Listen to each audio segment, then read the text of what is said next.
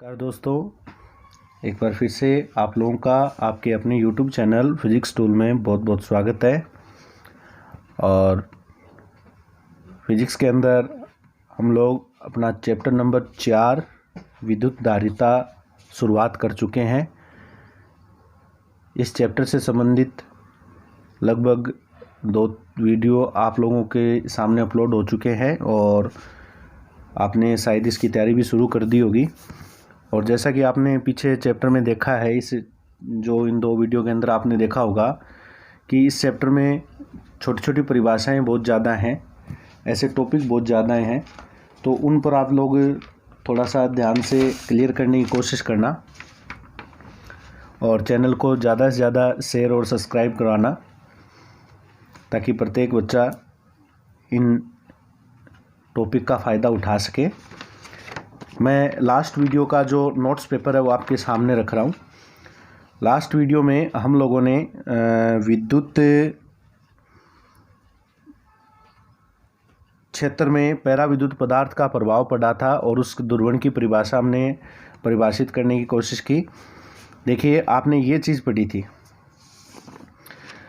Para विद्युत पदार्थ किसे कहते हैं और इसका विद्युत क्षेत्र में क्या प्रभाव पड़ता है, वो चीज़ पढ़ी। कुचालकों के साथ हमने यहाँ पर इसकी तुलना की है, इनके प्रकार पढ़े और इन दोनों प्रकारों को अच्छी तरीके से हम लोगों ने अंतर स्वरूप इनको क्लियर समझ लिया था। ठीक है, एक प्रकार से अंतर करते हुए इनको समझ लिया विद डायग्राम, और ये चीज़ क्लियर करना बहुत ज़्यादा ज़रूरी है आप लोगों के। और देखो, एक इस चीज़ बात मैं यहाँ से उठाऊँगा इस टॉपिक की कि आपने ये देखा होगा कि प्रत्येक पैरा विद्युत पदार्थ को जब बाह्य विद्युत क्षेत्र में रखा जाता है तो वो पदार्थ विद्युत क्षेत्र की दिशा में संरेखित हो जाते हैं। उसके पदार्थ के अणु विद्युत क्षेत्र की दिशा में संरेखित होने के कारण उनमें परिणामी विद्युत आघूर्ण उत्पन्न हो जाता है, चाहे वो ध्रुवीय पैरा विद्युत पदार्थ हो चाहे अध्रुवीय पैरा विद्युत पदार्थ हो।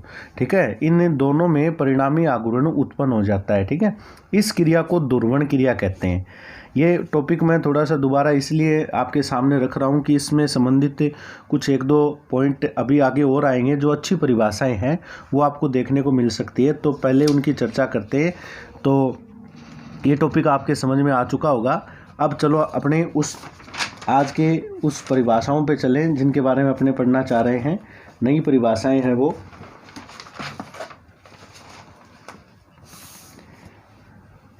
अगर आपको ध्रुवण के बारे में पूछा जाए तो वो तो आप लिख सकते हो। ठीक है, वो हमने पढ़ लिया है कि ध्रुवण किसे कहेंगे, तो वो चीज़ तो आप आराम से लिख सकते हो। जैसे आपको कहे कि पैरा विद्युत पदार्थ का ध्रुवण क्या होता है, एक परिभाषा तो यही बन सकती है, पैरा विद्युत पदार्थ का ध्रुवण क्या होता है। ठीक है, एक डेफिनेशन तो यही बना सकते हैं हम। तो क्या लिखोगे आप लोग, परिभाषा ये लिख सकते हो कि बाह्य विद्युत क्षेत्र की उपस्थिति में पैरा विद्युत पदार्थ में जो द्विध्रुव आघूर्ण उत्पन्न होता है, जो इसके अणु विद्युत क्षेत्र की दिशा में संरेखित हो जाते हैं ना, उसे ही ध्रुवण कहते हैं। तो क्या लिखूँ मैं इसमें, बाह्य, ये परिभाषाएं याद करनी है अपने को और नोट कर लेना इनको। बाह्य विद्युत क्षेत्र की उपस्थिति में, बाह्य विद्युत क्षेत्र की उपस्थिति में पैरा विद्युत पदार्थ में विद्युत द्विध्रुव आघूर्ण, अभी मैंने नोट्स पेपर दिखाया था, उसमें आपने देखा होगा कि जैसे ही बाह्य विद्युत क्षेत्र रखते हैं तो दोनों पदार्थ चाहे ध्रुवीय हो चाहे अध्रुवीय हो, उनमें द्विध्रुव आघूर्ण उत्पन्न हो जाता है। विद्युत द्विध्रुव आघूर्ण प्रेरित होना, विद्युत द्विध्रुव आघूर्ण क्या होना, प्रेरित होना, पैरा विद्युत ध्रुवण कहलाएगा। ठीक है, ये इसकी परिभाषा हो गई, याद हो सकती है ये चीज़। ठीक है, विद्युत क्षेत्र में रखने पर जो उनमें आघूर्ण उत्पन्न हुआ है उसे हम पैरा विद्युत ध्रुवण कहेंगे। फिर आपको एक परिभाषा ये भी देखने को मिलती है, रेखीय समदेशिक, रेखीय समदेशिक पैरा विद्युत पदार्थ। देखिए बच्चों, ये नई चीज़ें नहीं है। बहुत बार जैसे हम हर साल सिलेबस कराते हैं तो बच्चे कहते हैं सर ये तो कुछ अलग ही है।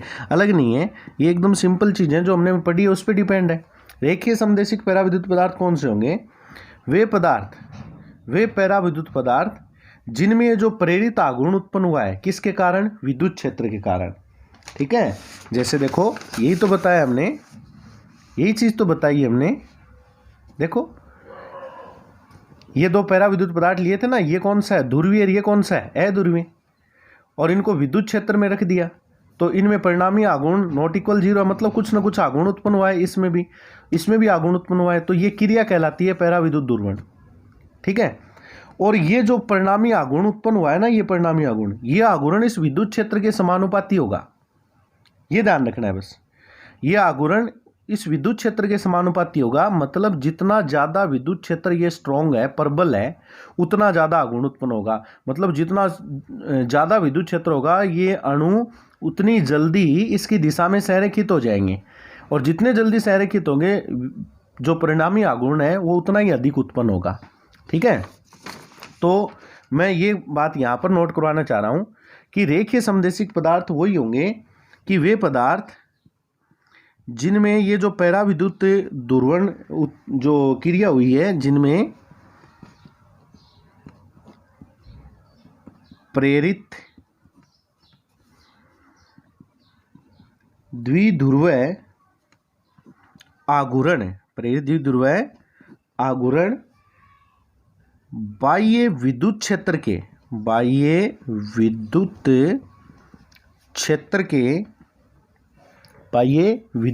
के समानुपाती हो,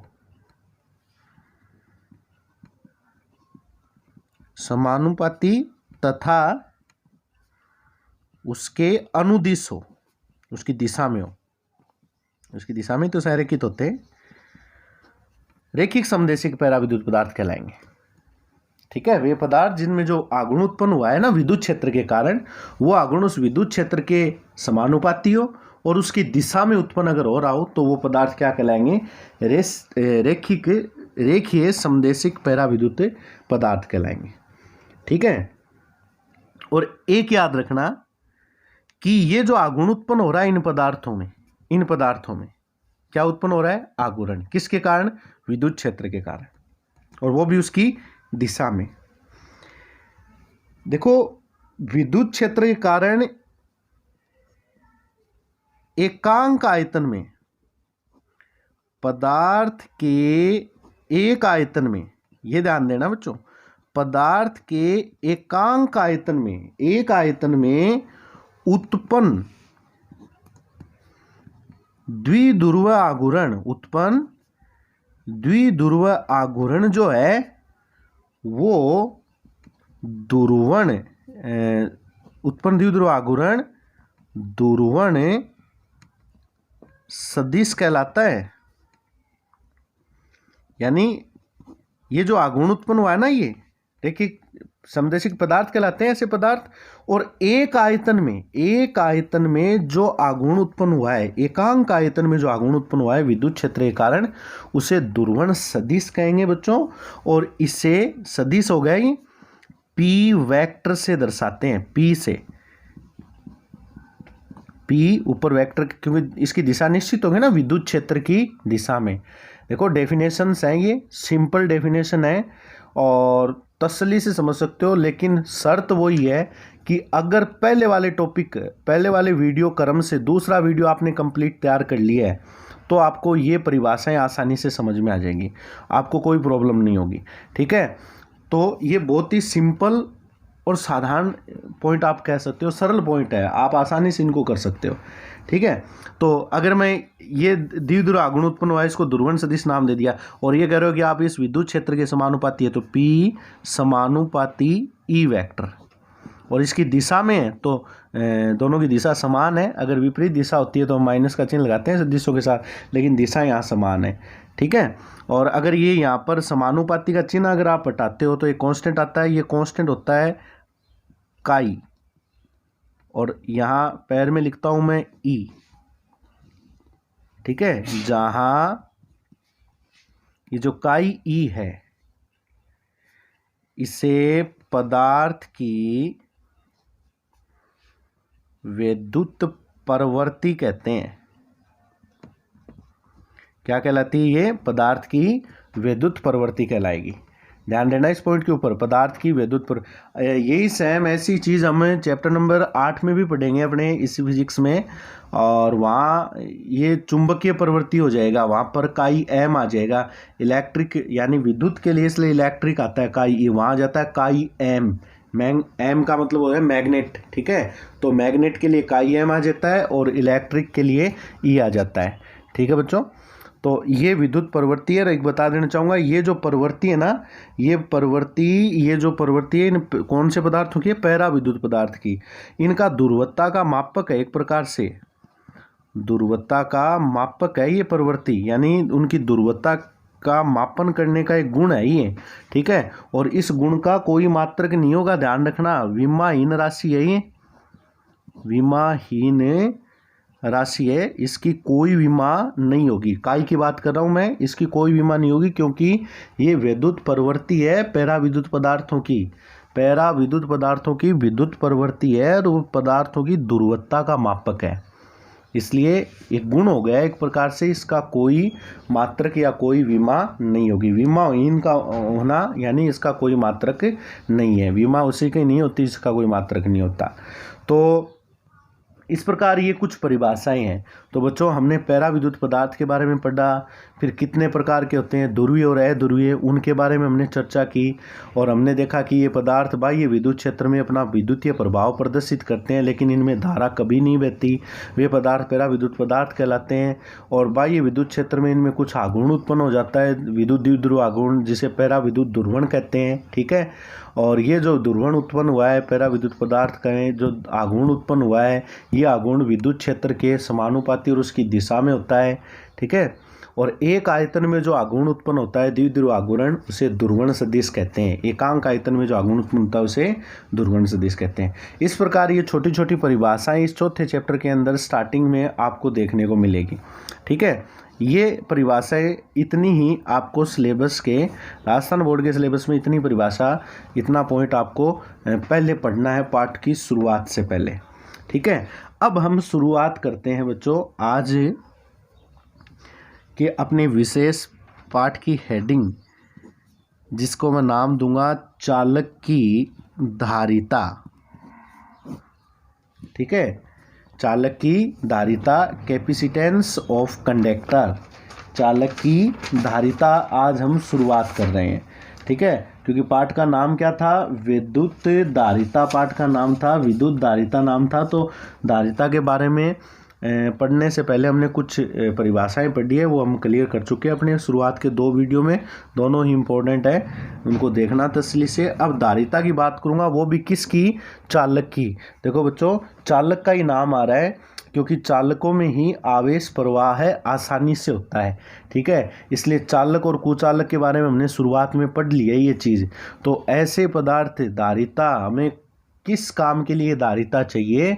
किस काम के लिए धारिता चाहिए? हमें धारिता चाहिए बच्चों विद्युत ऊर्जा के लिए, ठीक है। धारिता किसके लिए चाहिए? हमें विद्युत ऊर्जा। और विद्युत ऊर्जा तब इकट्ठी हो सकती है, विद्युत ऊर्जा तब आएगी जब कोई आवेश हम देंगे और आवेश का आदान प्रदान करेंगे। और आवेश का आदान प्रदान हमेशा आसानी से प्रवाह हमेशा किस में होता है? चालकों में होता है, इसलिए इसे चालक की धारिता कहा जाता है। समझ गए बात मेरी? अब देखो, जब भी आप, मतलब मैं एक नाम बोल रहा हूँ यहाँ पर एक नाम लिख रहा हूँ मैं कि आवेश का आदान प्रदान, मैं एक नाम लिख रहा हूँ आवेश का आदान प्रदान, यानी एक जगह से दूसरी जगह आवेश को इधर से उधर, उधर से इधर ट्रांसफ़र करना आवेश का आदान प्रदान हो गया। जब भी आवेश के आदान प्रदान की बात आएगी तो इसमें भी सबसे अहम रोल होगा इलेक्ट्रॉन का। आवेश का आदान प्रदान बोले तो इलेक्ट्रॉन का आदान प्रदान। किसका आदान प्रदान? इलेक्ट्रॉन का। ध्यान देना बच्चों, आवेश का आदान प्रदान मतलब इलेक्ट्रॉन का आदान प्रदान होना, ठीक है। क्योंकि प्रोटॉन कहाँ होता है, ये चीज़ हमने पढ़ ली है अब इसको, इसलिए इसलिए पहला वीडियो दूसरा वीडियो पूरा तसल्ली से देखें आप। तभी मैं बार बार कह रहा हूँ कि क्रमबद्धता से वीडियो देखेंगे तभी आपको पाठ में टॉपिक समझ में आएंगे। तो इलेक्ट्रॉन आदान प्रदान में क्यों नंबर लेता है अपना, क्योंकि इलेक्ट्रॉन आसानी से, वो भी कौन से इलेक्ट्रॉन, जो मुक्त इलेक्ट्रॉन होते हैं, बाकी प्रोटॉन वगैरह ये सारे नाभिक में बाउंड होते हैं, इसलिए ये आवेश का आदान प्रदान में जल्दी भूमिका नहीं निभाते, इसलिए हम इलेक्ट्रॉन का नाम लेते हैं। ठीक है। अब देखो, जब भी इलेक्ट्रॉन एक चालक से दूसरे चालक को दिया जाता है, ठीक है, इलेक्ट्रॉन का आदान प्रदान मतलब आवेश का आदान प्रदान, एक चालक आपको दे दूं और इस चालक से किसी दूसरे चालक को इलेक्ट्रॉन का जब भी आदान प्रदान किया जाता है तो आपको पता है कि इसके आधार पर ही, इलेक्ट्रॉनों के आदान प्रदान के आधार पर ही चालक पर आवेश का निर्धारण होता है। ठीक है बच्चों, इलेक्ट्रॉनों के आदान प्रदान से ही चालक पर आवेश का निर्धारण होता है। जैसे सपोज मैं आपके सामने एक डायग्राम रखता हूँ, ये मेरे पास एक चालक है, ठीक है, ये एक चालक है। अब मैं आपसे एक बात कहता हूँ, अगर मैं इस चालक से, बहुत इंपॉर्टेंट चीज़ है, ध्यान देना, अगर मैं इस चालक से इलेक्ट्रॉनों को निकाल कर बाहर फेंक देता हूँ, ठीक है, अगर मैं इस चालक से इलेक्ट्रॉनों को निकाल कर बाहर कर देता हूँ, मैंने इसमें से इलेक्ट्रॉन निकाल दिए बाहर, समझ गए बात मेरी। जैसे ही मैं इससे इलेक्ट्रॉन निकाल रहा हूँ बाहर, मैंने बाहर इलेक्ट्रॉन निकाल दिए, ये लो, इस प्रकार मैं बाहर इलेक्ट्रॉनों को निकाल रहा हूँ, निकाल दिए मैंने बाहर इलेक्ट्रॉनों को। जैसे ही मैं इसमें से इलेक्ट्रॉन निकाल दूंगा तो नेगेटिव बाहर चला गया, नेगेटिव। अब आपको मैंने बताया था कि कोई भी पदार्थ होता है उसमें जितने पॉजिटिव होते हैं उतने ही नेगेटिव होते हैं। ठीक है, ये एक विशेष चीज़ है, पहले समझने की कोशिश करना, क्योंकि मेरे जिस प्रकार याद आ रहा है मैं आप लोगों को ये कॉन्सेप्ट क्लियर करा के फिर ही आगे बढ़ूंगा कि जितने पॉजिटिव है उतने ही क्या होंगे, नेगेटिव। अब आपने क्या किया बच्चों, पॉजिटिव तो आदान प्रदान में जल्दी से आएगा नहीं, क्योंकि वो नाभिक में आदान प्रदान में किस चार्ज का नंबर आता है, नेगेटिव, और नेगेटिव चार्ज का मतलब इलेक्ट्रॉन। जब आप इलेक्ट्रॉन को बाहर निकाल देते हो, इसमें से मैंने इलेक्ट्रॉन बाहर निकाल दिए, इलेक्ट्रॉनों को बाहर फेंक दिया, तो इसका मतलब इलेक्ट्रॉनों की संख्या हो गई कम इसमें। जहां इलेक्ट्रॉनों की संख्या कम होगी इसका मतलब वहां पॉजिटिव ज़्यादा रहेंगे। नहीं समझे क्या बात मेरी। जैसे सपोज मैंने आपको एक एग्जाम्पल दे दिया, जैसे मानो कि इस चालक के अंदर 40 प्रोटॉन है और 40 ही इलेक्ट्रॉन है, एक एग्जाम्पल दे दिया मैंने। ठीक है, अब मैं क्या कर रहा हूँ, इसमें से इलेक्ट्रॉनों को बाहर फेंक देता हूँ। मैंने इसमें से, मान लो सपोज करो, मैंने इसमें से 10 इलेक्ट्रॉनों को बाहर कर दिया। 10 इलेक्ट्रॉनों को बाहर करते ही यहाँ इलेक्ट्रॉन बचे हैं सिर्फ 30, क्योंकि मैंने 10 इलेक्ट्रॉनों को यहाँ से निकाल दिया। जैसे ही इलेक्ट्रॉनों को बाहर निकाल दिया तो फिर यहाँ पर अधिकता कौन से चार्ज की हो जाएगी, पॉजिटिव चार्ज की। समझ में आ रही बात मेरी, कौन से चार्ज की अधिकता हो जाएगी, पॉजिटिव चार्ज की। यानी आप अपने बेसिक से समझने की कोशिश करो कि चालक में जितने प्लस है उतने माइनस होते हैं। हमने माइनस को बाहर निकाल दिया तो इस डब्बे में, यानी ये जो चालक माना है, इस डब्बे में बच गए कौन, इस डब्बे में पॉजिटिव ज़्यादा बच गए, यानी हमारा ये चालक धनात्मक हो जाएगा। चालक कैसा होगा, धनात्मक, यानी अपना ये जो चालक है वो धनात्मक चालक कहलाएगा, क्योंकि मैंने इससे इलेक्ट्रॉन निकालकर बाहर फेंक दिए। फिर इसका एक दूसरा एग्जाम्पल मैं ये ले लेता हूँ, जस्ट इसके अपोजिट। मेरा यही वो चालक है सेम, जिसमें 40-40 इलेक्ट्रॉन है, और इस चालक को मैं अब फिलहाल इलेक्ट्रॉन दे रहा हूँ, इसको बाहर से इसको इलेक्ट्रॉन मैं प्रोवाइड करवा रहा हूँ। ठीक है, जैसे ही मैं इसको इलेक्ट्रॉन दूंगा तो इसमें इलेक्ट्रॉन पहले कितने थे, 40 थे, अब इलेक्ट्रॉन और दे रहा हूं तो इसमें इलेक्ट्रॉनों की संख्या और बढ़ जाएगी। इलेक्ट्रॉनों की संख्या बढ़ जाएगी और प्रोटॉन है यानी धनावेश है वो उतने ही रहेंगे। तो इसका मतलब ये हमारा जो चालक है ये कैसा हो रहा है, नेगेटिव हो रहा है, इसलिए इस चालक को मैं कहूँगा ऋणात्मक चालक।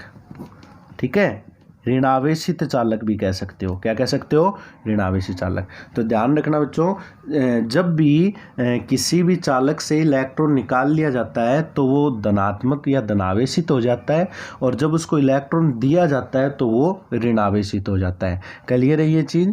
अब देखो, ये तो आ गई आवेश आदान प्रदान करने की बात। अब मैं आता हूँ टॉपिक के ऊपर। अब मुझे एक बात बताओ, आप इनमें से जो मर्जी हो वो आप पॉइंट उठा सकते हो, ठीक है, जो मर्जी हो वो पॉइंट उठा सकते हो। कैसे? जैसे एक बात ये भी है सोचने वाली कि जब हम आवेशन की जो क्रिया होती है, देखो मैंने इससे जब भी आवेश का आदान प्रदान होगा तो दो प्रकार की क्रिया हम समझ सकते हैं। अब देखो पहली क्रिया जो मैंने आपको इस डायग्राम में बना रखी है, ये क्रिया आपको दिखाई दे रही है। इस क्रिया में मैं इससे इलेक्ट्रॉन ले रहा हूँ, बाहर ले रहा हूँ, इलेक्ट्रॉन ले रहा हूँ, इसका मतलब इससे इलेक्ट्रॉन बाहर जा रहे हैं, यानी ये क्रिया कहलाती है निरावेशन की क्रिया। ठीक है, डिस्चार्ज हो रहा है क्योंकि इलेक्ट्रॉन मैं तो बाहर ले रहा हूं और इसको मैं आवेश दे रहा हूं, तो ये कहलाती है बच्चों आवेशन की क्रिया, यानी इंग्लिश में इसको चार्ज होना कहते हैं और इसको कहते हैं डिस्चार्ज होना। ठीक है, तो चार्ज होती है कोई चीज़ तो इसका मतलब उसको ऊर्जा मिल रही है, और डिस्चार्ज हो रही है इसका मतलब वो इससे ऊर्जा बाहर जा रही है, इलेक्ट्रॉन ऊर्जा लेकर बाहर जा रहे हैं। समझ गए बात मेरी? तो ये एक प्रकार से ये मान के चलो एक मतलब पूर्णतः एक शेड्यूल है, जितना आप ऊर्जा दोगे तो वो उतना ही आवेशित होता जाएगा, और जितनी ऊर्जा लोगे उससे उतना ही वो क्या होता जाएगा, निरावेशित होता जाएगा। ठीक है, अब मान लो सपोज करो कि मैंने, चाहे आप आवेश लो या इसको आवेश दो, मैं आपके सामने एक कंडीशन रखता हूँ कि जैसे मैंने इस चीज़ की बात कर ली चार्जिंग की, मैं इसको आवेश दे रहा हूँ। ठीक है, जब मैं इसको आवेश दूंगा तो इसमें पहले से भी तो इलेक्ट्रॉन विद्यमान थे। कॉन्सेप्ट क्लियर करना बच्चों, क्या इसमें इलेक्ट्रॉन पहले से विद्यमान थे कि नहीं थे? थे इलेक्ट्रॉन पहले से विद्यमान, और मैं ऊपर से और इलेक्ट्रॉनों को इसमें बैठाने की कोशिश कर रहा हूँ। ठीक है, पहले से इलेक्ट्रॉन इसमें बैठे हुए हैं। फॉर एग्जांपल हमने कहा कि सर इसमें 40 इलेक्ट्रॉन पहले से हैं और मैं ऊपर से 10 इलेक्ट्रॉन और दे रहा हूं, तो बच्चों 40 इलेक्ट्रॉन उन 10 इलेक्ट्रॉनों का प्रतिकर्षण के कारण विरोध करेंगे। समझ में आ रही है बात मेरी? किसकी वजह से? किसकी वजह से? प्रतिकर्षण बल की वजह से। किसकी वजह से? प्रतिकर्षण बल की वजह से विरोध करेंगे। कौन से इलेक्ट्रॉनों का विरोध करेंगे? जो इलेक्ट्रॉन हम बाहर से प्रोवाइड करवा रहे हैं। ठीक है, प्रतिकर्षण के कारण जब विरोध होगा तो जब हम ये इलेक्ट्रॉन इसको देंगे तो हमें कार्य करना पड़ेगा। पहली बात, प्रतिकर्षण की वजह से क्या होगा? विरोध होगा। इस विरोध की वजह से, ठीक है, इस विरोध की वजह से इस बल के विरुद्ध क्या करना पड़ेगा अपने को? बल के विरुद्ध कार्य करना पड़ेगा। ठीक है, सही है, बल के विरुद्ध क्या करना पड़ेगा अपने को? कार्य करना पड़ेगा। अब एक बात बताओ, जितना मैं ये काम करूंगा, अब हमने ये तीसरे चैप्टर पर बात आ गई, आवेश दे रहा हूं, आवेश को यहां स्थापित कर रहा हूं, प्रतिकर्षण लग रहा है, लेकिन फिर भी मैं इसके अंदर इसको रखना चाह रहा हूं, इन चार्ज को इसके अंदर, तो प्रतिकर्षण के विरुद्ध क्या करना पड़ेगा? कार्य। और कार्य करना पड़ेगा तो वो कार्य किसके रूप में संचित होगा? स्थितिज ऊर्जा के रूप में। किसके रूप में? स्थितिज ऊर्जा के रूप में, यानी इसको एनर्जी मिल रही है। अब बच्चों जब ऊर्जा में वृद्धि होना शुरू हो गई, स्थितिज ऊर्जा बढ़ रही है क्योंकि मैं काम कर रहा हूं, तो स्थितिज ऊर्जा में वृद्धि हो रही है। स्थितिज ऊर्जा में क्या हो रही है? वृद्धि। और जब ऊर्जा में वृद्धि हो रही है तो ये मान के चलो, जब ऊर्जा में वृद्धि हो रही है तो इसका मतलब उसके पोटेंशियल में भी वृद्धि हो रही है।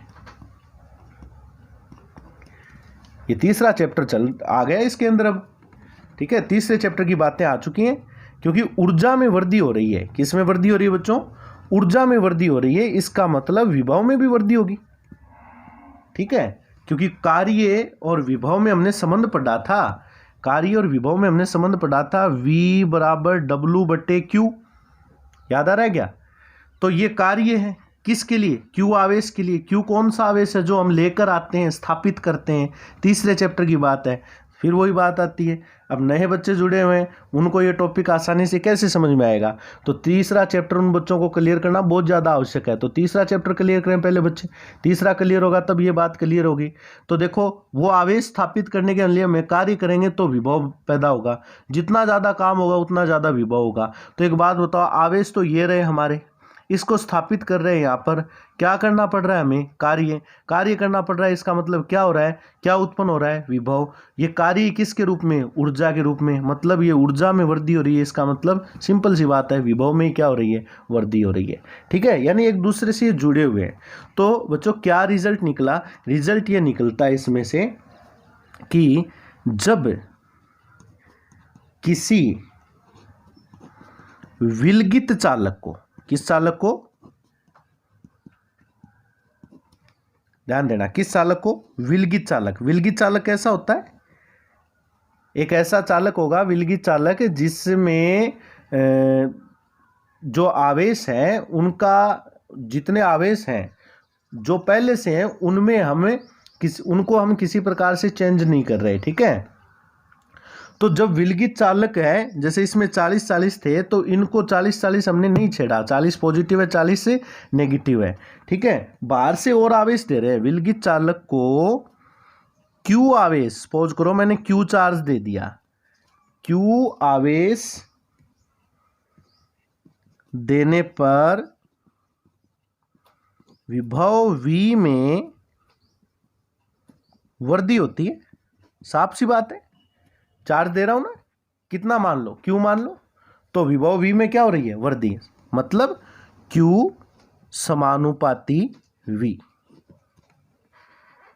ठीक है बच्चों, Q समानुपाती चार्ज दे रहा हूं, इसके पोटेंशियल में वृद्धि हो रही है। Q समानुपाती V। कैसे वृद्धि हो रही है? ये रीजन रहा। समझ में आ रही है बात मेरी? जब आप समानुपाती का चिन्ह हटाओगे तो एक कांस्टेंट बनता है,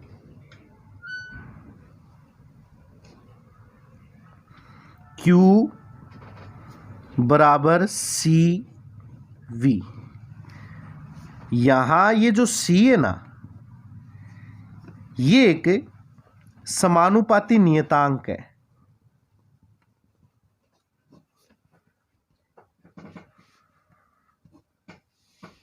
C क्या चीज है? समानुपाती नियतांक है, और इसे ही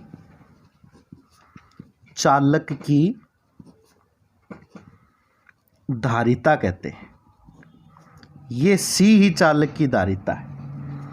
तो मतलब धारिता का सूत्र हो जाएगा C बराबर Q/V। ये धारिता का सूत्र हो गया। एक समानुपाती नियतांक है, इसे ही चालक की क्या कहेंगे? हम धारिता कहेंगे। ठीक है, तो अगर धारिता को परिभाषित करूं तो कैसे परिभाषित करो? यदि V बराबर 1 वोल्ट ले लूं तो C बराबर क्या होगा? Q होगा। देखो, परिभाषा, फिजिक्स में परिभाषा देने का ये तरीका होता है। भाग में जो चीज़ें होती हैं उनको 1 मान लो, तो V की जगह क्या कर दिया मैंने? 1 कर दिया, तो C बराबर क्या हो गया? Q होगा। अर्थात क्या परिभाषा बन गई? क्या परिभाषा बन गई कि चालक की धारिता, किसी चालक की धारिता आवेश की उस मात्रा के बराबर है, उस मात्रा के समान है जो चालक के विभव में, चालक के विभव में एकांक वृद्धि कर दे। मतलब ऐसा आवेश जो किसी चालक की वोल्टेज में 1 वोल्ट की वृद्धि कर दे, विभव में एकांक वृद्धि कर देता है। ऐसा आवेश जो चालक के विभव में एकांक वृद्धि कर देता है, वो आवेश ही उस चालक की धारिता कहलाती है। देखिए बच्चों, ये चीज़ समझ में आ रही होगी। टॉपिक को समझने की कोशिश करना, ये चीज़ समझ में आ रही होगी। ठीक है, और एक प्रकार से आवेश देना, आवेश को ही धारिता, जितना आवेश देंगे उतनी ज़्यादा धारिता। जितना आवेश देंगे उतनी ज़्यादा धारिता, मतलब एक प्रकार से आवेश ग्रहण करने की क्षमता हो गई ये। धारिता क्या चीज़ हो गई? आवेश ग्रहण करने की क्षमता। जितना ज़्यादा आवेश ग्रहण करने की क्षमता है उतनी ज़्यादा उसकी क्या होने वाली है? धारिता होने वाली है। ठीक है, तो इस प्रकार आप लोग धारिता को परिभाषित कर सकते हो। अब देखो धारिता की मैं मात्रक की चर्चा कर लेता हूं पहले। अगर इसका मात्रक देखूं तो इसका मात्रक देखो Q बटे V होता है ना फॉर्मूला, तो आवेश का मात्रक क्या हो गया? कूलाम, और विभव का मात्रक क्या हो गया? वोल्ट। तो इसका मात्रक हो गया कूलाम बटे वोल्ट। ठीक है, कूलाम बटे वोल्ट, और कूलाम बटे वोल्ट को मैं फेरड कहूंगा। ध्यान रखना, ये जिसको एफ से दर्शाते हैं, ये इसका मात्रक हो गया। कूलाम बटे वोल्ट क्या होगा? इसका मात्रक होगा क्यू, आवेश का मात्रक कूलाम, विभव का मात्रक वोल्ट। कूलाम बटे वोल्ट भी लिखो या फेरड लिखो। बच्चों एक नाम और भी आया था चैप्टर फर्स्ट में, फेराडे। फेराडे आवेश का मात्रक होता है। फेराडे किसका मात्रक होता है? आवेश का। ठीक है, तो ये किसका मात्रक है? फेरड है। ये क्या है? फेरड। ये धारिता का मात्रक है। समझ गए बात मेरी? और अगर आप लोग एसआई पद्धति में है ये मात्रक, कौन सी पद्धति में? एसआई पद्धति में। अगर आपसे कोई कहे कि एक फेरड की परिभाषा बताओ, एक फेरड की परिभाषा, तो क्या लिखोगे? एक फेरड बराबर एक कूलाम बटे एक वोल्ट। अब परिभाषा वही हो गई जो विभव की, जो अभी हमने पढ़ी है धारिता की, अर्थात एक फेरड धारिता उस आवेश की मात्रा के बराबर है। ठीक है, या ऐसा लिख सकते हो कि चालक को एक कूलाम आवेश देने पर विभव में 1 वोल्ट की वृद्धि होती है। ठीक है, तो चालक की धारिता 1 फेरड होगी। 1 कूलाम चार्ज दो, वोल्टेज में वृद्धि कितनी हो गई? 1 वोल्ट, तो धारिता कितनी होगी? 1 फेरड होगी। ठीक है, ये बच्चों ध्यान से देखना, ये टॉपिक सिंपल है। मात्रक पढ़ लिया हमने, विमा भी निकाल सकते हैं क्या? विमा निकालने के लिए बहुत अच्छे फॉर्मूले मैंने आपको बता दिए हैं। कूलाम का सूत्र होता है, कूलाम की जगह एक बार मैंने कूलाम ही छोड़ दिया। वोल्ट की जगह क्या लिख सकता हूँ? सूत्र नंबर 5, चैप्टर फर्स्ट, पहला वीडियो। वोल्ट बराबर होता है जूल बटे कूलाम, होता है क्या? तो ये रिजल्ट आ गया कूलाम का स्क्वायर बटे जूल, कूलाम का स्क्वायर बटे जूल। और कूलाम बराबर क्या होता है? एम्पियर गुणा सेकंड। स्क्वायर चल रहा है, जूल की जगह क्या रख दूंगा? m1L2T-2। ठीक है, अब मैं ये फटाफट लिख रहा हूँ, अगर आपको याद है तो वोल्ट बराबर जूल बटे कूलाम हमारे 6 फॉर्मूलों में से 5वां सूत्र था। ठीक है, इसको सरल किया। अब देखो जूल विमा चौथा सूत्र था, कूलाम विमा छठा फॉर्मूला था, मैंने लिखा है ना शुरुआत में। अब इसको सोल्व कर लो। m-1 L-2 T-2 है नीचे, ऊपर T2 है, ऊपर कितने हैं? T2, तो ये हो गए T4 और A2, ये इसका विमीय सूत्र हो गया धारिता का। विमाओं के लिए तो मैंने आपको एक अच्छा साधन दे दिया है, वो 6 सूत्र आप याद रखो। आप धारिता हो चाहे और कोई भौतिक राशि हो, उन सब की विमा आसानी से निकाल सकते हो। ठीक है बच्चों, अब एक बात और बता देता हूँ, धारिता की निर्भरता की थोड़ी सी चर्चा और कर देता हूँ कि निर्भरता किन किन बातों पे करती है। ध्यान रखना बच्चों, एक तो चालक का आकार क्या है, छोटा कैसा आकार है उसका, गोल है, आयताकार है, कैसा आकार है। ठीक है, आकार, उसकी आकृति, ठीक है, छोटा बड़ा, गोलाकार, आयताकार कैसा है, ठीक है। नंबर 3, चालक के चारों ओर के माध्यम, चारों ओर के माध्यम पर, इन बातों पे डिपेंड करेगा, ठीक है। मतलब चालक का आकार कितना है, उसकी आकृति कितनी है, उसके चारों ओर माध्यम कितना है, धारिता इन बातों पे डिपेंड करेगी। ये निर्भर कैसे होंगी, ये हम आगे इसके पॉइंट आएंगे, उसके आधार पर ये याद रखना, ये चीज़ें आएगी। आकार, आकृति, चारों ओर के माध्यम, ठीक है। उसके पास में और कोई चालक पड़ा है क्या, ये भी लिख देता हूँ, ठीक है। चालक के निकट अन्य कोई चालक की उपस्थिति पर भी डिपेंड करेगा, ठीक है। चालक है, उसके पास कोई दूसरा कोई चालक पड़ा है कि नहीं पड़ा, उस पर भी डिपेंड करेगा। तो ये चालक की निर्भरता है। कैसे डिपेंड करेगा, आगे फॉर्मूले आएंगे तब मैं इन बातों को दोबारा उठाऊंगा, एक बार बेसिकली याद करके रखो। तो बच्चों आज हमने क्या पढ़ा, फटाफट देख लीजिए। कुछ 1-2 परिभाषाएं पढ़ी, उनको अच्छी तरीके से रिवाइज करना। 2 नंबर वीडियो क्लियर होगा तो तीसरे वीडियो की ये परिभाषाएं क्लियर हो जाएंगी आसानी से।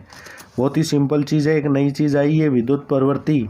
ये पैरा विद्युत पदार्थ की गुणवत्ता का मापक है, इसकी कोई विमा होने वाली नहीं है, क्योंकि ये गुण हो गया ना, गुणवत्ता को मापने का गुण हो गया एक।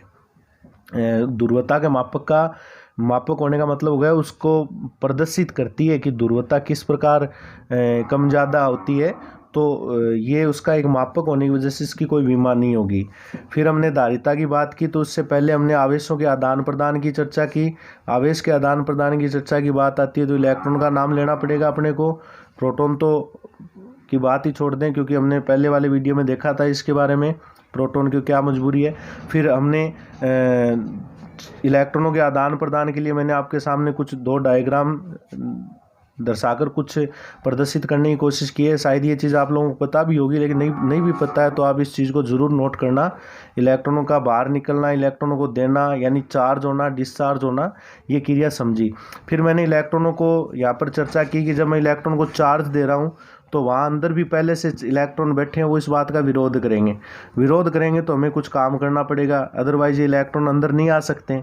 अगर आपको इनको अंदर लाना है तो इस विरोध यानी इस बल के विरुद्ध कार्य करना पड़ेगा। काम करोगे तो ऊर्जा निकलेगी और वो ऊर्जा विभव में वृद्धि करेगी। ये तीसरे चैप्टर के अकॉर्डिंग। तो आवेश देने से विभव में भी वृद्धि होती है, ठीक है। और समानुपाती का चिन्ह हटाया। धारिता की परिभाषा आ चुकी है, धारिता के मात्रक पढ़ लिए, विमा पढ़ी है, निर्भरता पढ़ी है। तो इस प्रकार इन टॉपिकों को क्लियर करना। तो धीरे धीरे हम चैप्टर में प्रवेश कर चुके हैं और परिभाषाएं भी कंप्लीट हो चुके हैं। तो आपसे मेरा रिक्वेस्ट है कि ये बात मेरी आप ज़रूर ध्यान से सुनना कि वीडियो पूरा देखें, और साथ साथ अगर पुराने टॉपिक क्लियर नहीं है तो बच्चों मैं रिक्वेस्ट करूंगा कि आगे के वीडियो ना देखें, एक बार पहले पुराने वीडियो तैयार करें। पुराने वीडियो तैयार होंगे तभी आपको आगे के वीडियो समझ में आएंगे, आगे के टॉपिक समझ में आएंगे। अन्यथा आगे के टॉपिक समझ में नहीं आएंगे, मैं सूत्र लिखूंगा आपकी प्रॉब्लम हो जाएगी, ये कहाँ से आया। तो पहले चैप्टर पहला, दूसरा, तीसरा इनको अच्छी तरीके से कंप्लीट करके आओ, ठीक है। तो ज़्यादा से ज़्यादा वीडियो देखें, तैयारी करें, घर पे रहिए, सुरक्षित रहिए, और चैनल को ज़्यादा से ज़्यादा अपने लिंक में जितने भी बच्चे हैं उनको सब्सक्राइब करवाइए ताकि प्रत्येक बच्चा अपनी तैयारी शुरू कर सके। धन्यवाद।